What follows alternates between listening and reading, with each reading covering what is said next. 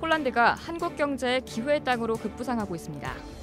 폴란드에는 LG 에너지 솔루션의 연간 70기가와트시의 세계 최대 규모 배터리 생산 공장이 있을 정도로 유럽 전기차 시장 수요에 대응하는 핵심 거점인데요.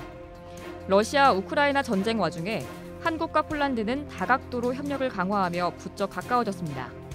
우크라이나 접경국인 폴란드는 우크라이나 전후 재건 사업의 교두보가 될 수 있는 나라이기에 이런 협력 기조가 더 비상한 관심을 끌고 있습니다. 현재 우리나라가 폴란드를 상대로 추진하는 대형 비즈니스 중 가장 눈에 띄는 분야는 방위 산업과 원전입니다. 폴란드는 서방의 대러시아 최전 성격인 나라입니다. 이런 지정학적 이유로 미국은 최근 미군을 폴란드에 상시 배치하기로 했죠. 폴란드는 자체 군사력 강화에도 박차를 가하고 있는데 특히 한국 무기에 큰 관심을 갖고 대규모 방산 계약을 서두르는 모습입니다. 폴란드 방산 전문 매체 디펜스24에 따르면 지난달 30일 방위사업청 관계자로 구성된 한국 대표단이 폴란드 국영 방산업체인 PGG 그룹을 방문해 무기 수출을 제안했습니다.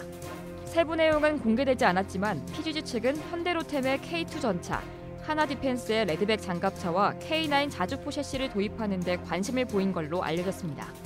이번 한국 대표단의 PGG 방문은 지난 5월, 6월 폴란드 국방장관과 실무진의 입단 방안에 이어진 것으로 양국의 방산 협력이 가시화되고 있음을 알 수 있는데요. 마리우시 부어슈차크 국방장관은 한 달 전 방한 당시 한국 항공우주산업 공장을 찾아 경공격기 FA-50 48대 구매 의사를 밝히기도 했습니다. FA-50의 대당 가격은 4천만 달러, 우리 돈 약 500억 원인 것으로 알려져 있는데요. 48대를 판매할 경우 2조 원이 훌쩍 넘는 규모입니다.